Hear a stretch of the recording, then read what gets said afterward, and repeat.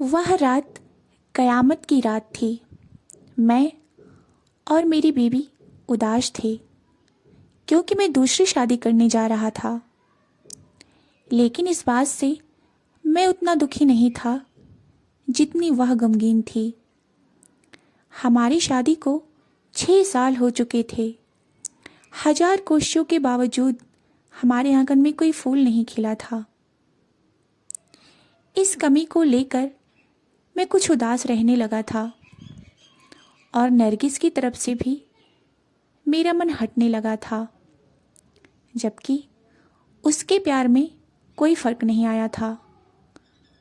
वह मुझे भी समझाती कि मैं नाउम्मीद ना हूँ, कभी न कभी तो उसकी गोद भरेगी ही।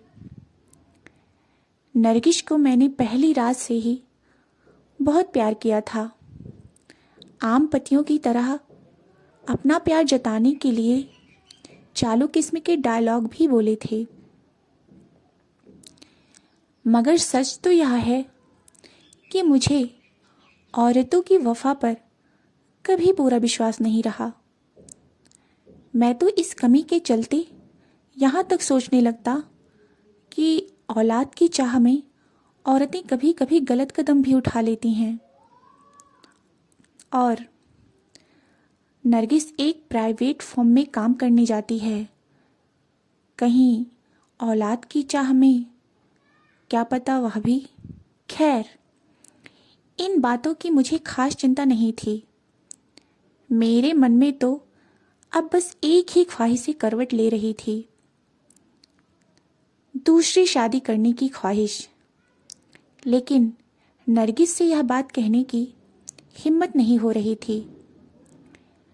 मैं बड़े ही पशोपेश में था कि तभी मुझे माँ का एक खत मिला। खत पढ़कर मेरा दिल बाग बाग हो गया।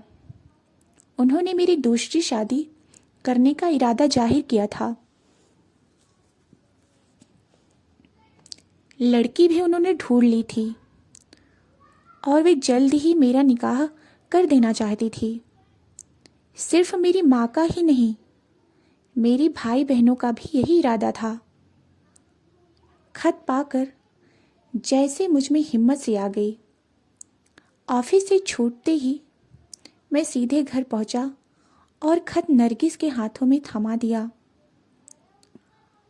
वह खत पढ़ने के बाद हैरत से बोली, यह सब क्या है? भाई, मेरे घर वाले मेरी दूसरी शादी करना चाहते हैं। उन्होंने दूसरी शादी करने का इरादा जाहिर किया है।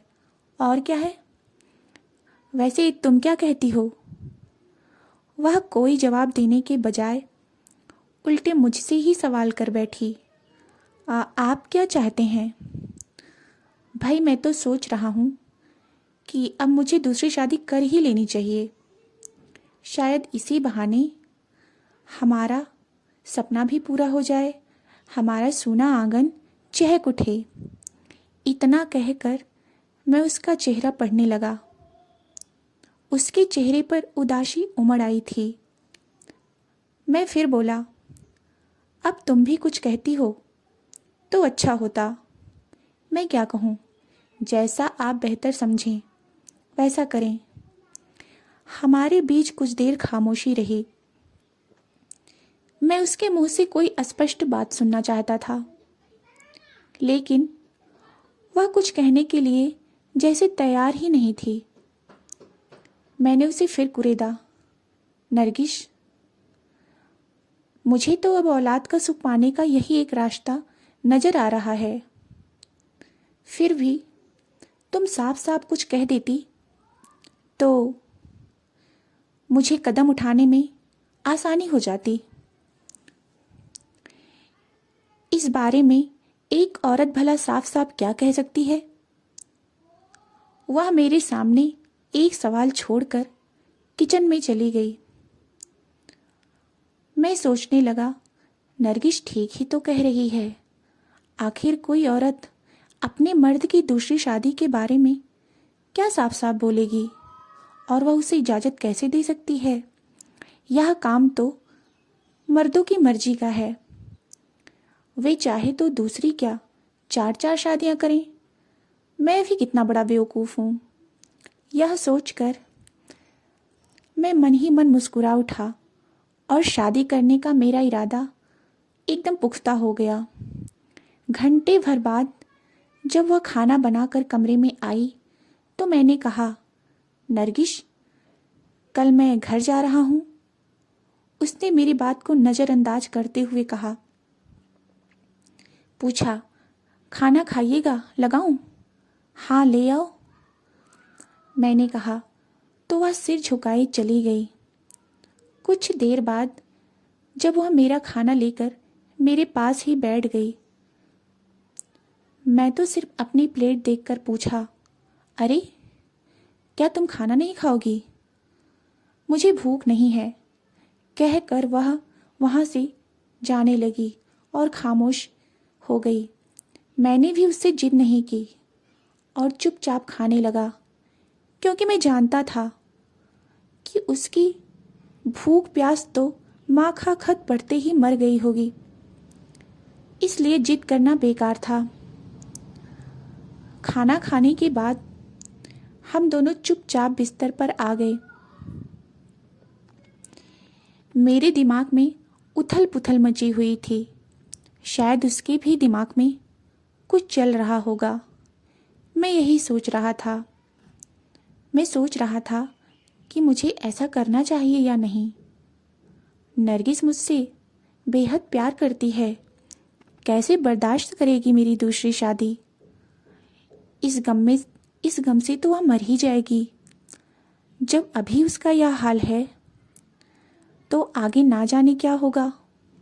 बेचारी क्या कर बैठे, उसकी तबीयत भी तो नहीं ठीक रहती है। आज ही तो डॉक्टर को दिखा कर आई है। मैंने तो उसका हालचाल भी नहीं पूछा। पता नहीं डॉक्टर ने क्या कहा होगा। अपनी दूसरी शादी के चक्कर में कितना स्वार्थी हो गया हूं मैं। फिर जैसे मेरे अंदर से किसी ने कहा, नौशाद, इतना भी मत सोच, इतना सोचेगा तो फिर कर ली शादी। अरे आजकल तो औरत खुद अपने मर्द को छोड़कर दूसरी शादी कर लेती है, और तू तो मर्द है और तुम मर्द होकर इतना सोच रहा है। और फिर तुम अपनी बीवी को तलाक तो नहीं दे रहा, उसे छोड़ तो नहीं रहा, तो फिर इतना क्या सोचना। कुछ दिन वह जरा उदास रहेगी, फिर पहले की तरह हंसने बोलने लगेगी। इसलिए अब उसके बारे में सोचना बंद करो और अपना काम जल्दी से करके, यह मौका बार बार नहीं आता। सुबह आँख खुली तो नरगिस मेरा नाश्ता तैयार कर चुकी थी। उसने मेरी पसंद का नाश्ता बनाया था, खीर और पूड़ी बनाई थी। नाश्ता भी मुझे अकेले ही करना पड़ा। बहुत कहने पर भी उसने मेरा साथ नहीं दिया। ना ही शाम को उसने खाना खाया था और ना ही सुबह उसने नाश्ता किया। मैंने उसे समझाया, नरगिस, तुम क्यों इतना उदास हो रही हो? मैं दूसरी शादी ही तो करने जा रहा हूँ, तुम्हें छोड़ तो नहीं रहा। अगर इसी बहाने मैं बाप बन गया तो तुम्हारा सोनापन भी तो दूर हो जाएगा ना। वह खामोश रही, एकदम खामोश। मुझे उसकी खामोशी से घबराहट सी होने लगी थी और जल्दी से घर से निकल जाने को मन करने लगा। मैंने झटपट अपना सूटकेस तैयार किया, कपड़े पहने और यह कहते मैं बाहर निकल गया, नरगिस, मुझे लौटने में 10-15 दिन लग सकते हैं, तुम अपना ख्याल रखना। मैं रिक्शा पकड़कर स्टेशन पर पहुंचा। मैंने टिकट ली, मैंने अपनी गाड़ी पकड़ी और धनबाद से रफ़ीगंज पहुंच गया। फिर चौथे ही दिन फरजाना नाम की एक लड़की से चंद लोगों की मौजूदगी में मेरा निकाह हो गया। वह लड़की गरीब घर की थी, लेकिन पढ़ी लिखी और बेहद खूबसूरत भी थी। फरजाना को अपनी दूसरी बीवी के रूप में पाकर मुझ में जैसे जोश आ गया। मेरी नई उमंगें भर गई। मैंने 20 दिन उसके साथ बहुत मज़े से गुजारे। मेरे परिवार वाले भी उससे बहुत ज़्यादा खुश थे। नई नई बीवी का मुझ पर ऐसा नशा छाया था कि मुझे नरगिस की कुछ दिनों तक याद ही नहीं आई कि वह कैसी होगी, किस हाल में होगी। फिर कुछ दिनों बाद मुझे नरगिस की चिंता सताने लगी। उसके बारे में बुरे बुरे ख्याल आने लगे। फिर एक दिन मैंने अचानक धनबाद की गाड़ी पकड़ ली। ट्रेन से उतरकर जब स्टेशन से बाहर आया तो मुझे डॉक्टर असलम मिल गए। वह मुझे देखते ही लपक कर पास आते हुए बोले, भाई मुबारक हो। मैं कब से ढूंढ रहा हूँ तुम्हें मुबारकबाद देने के लिए। उनके मुंह से यह शब्द सुनकर मैं सोचने लगा कि मेरी शादी के बारे में इन्हें कैसे पता चल गया। शायद नरगिस ने इन्हें बताया हो। मैं अपने मन में सोच रहा था। फिर मैंने झेपते हुए उनकी मुबारकबाद का शुक्रिया अदा किया तो वे कहने लगे, भाई सिर्फ शुक्रिया से काम नहीं चलेगा, कुछ खिलाना पिलाना भी पड़ेगा। बड़ी तपस्या का फल है। तपस्या का फल है? मैं कुछ समझा नहीं। मैं हैरत से बोला तो उन्होंने शरारत भरे अंदाज में कहा, शर्मा रहे हो? होता है, पहली बार बाप बन रहे हो ना, इसलिए। बाप? डॉक्टर साहब, आप क्या कह रहे हैं? मेरी समझ में तो सचमुच कुछ भी नहीं आ रहा है। क्या यह सच है? मेरी हैरानी बदस्तूर जारी थी। उन्होंने कहा, मियाँ नाटकबाजी बंद करो और मेरी बात ध्यान से सुनो। तुम्हारी वाइफ बहुत कमज़ोर है, उसका ज़रा ख्याल रखना, और नहीं तो डिलीवरी में बहुत परेशानी होगी। यह सुनकर मेरी हैरत और खुशी का ठिकाना नहीं रहा। हैरत इसलिए हुई कि नरगिस ने मुझे कुछ बताया क्यों नहीं। इतनी बड़ी खुशी की बात मुझसे क्यों छुपाई उसने। मैंने उनसे फिर पूछा, डॉक्टर साहब, आप सच कह रहे हैं? मुझे तो यकीन ही नहीं हो रहा है। तो वह मेरी हैरानी भरा चेहरा देखकर बोले, क्या वाकई तुम्हें नहीं पता? तुम्हारी बीबी ने तुमसे कुछ नहीं बताया? हाँ, मैं सच कह रहा हूँ। यह आपको कब पता चला? अरे जिस दिन तुम ऑफिस जाते वक्त अपनी वाइफ को मेरी चैम्बर में छोड़कर गए थे, उसी दिन तो पता चला था। मैं तुम्हें मुबारकबाद भी तो देना चाहता था, लेकिन फिर नरगिस से पता चला कि तुम किसी काम से गांव गए हुए हो। मगर ताज्जुब है, नरगिस ने तुमसे इतनी बड़ी खुशी की बात बताई नहीं। वह सिर हिलाते हुए बोले और आगे बढ़ गए। मैं जल्दी से रिक्शा पकड़कर सीधे घर पहुंचा। उस वक्त नरगिस गुमसुम सी कमरे में बैठी हुई थी। मैंने जाते ही उससे पूछा, नरगिस, यह सब मैं क्या सुन रहा हूं? तुमने मुझसे इतनी बड़ी बात छुपाई, क्या यह सही है?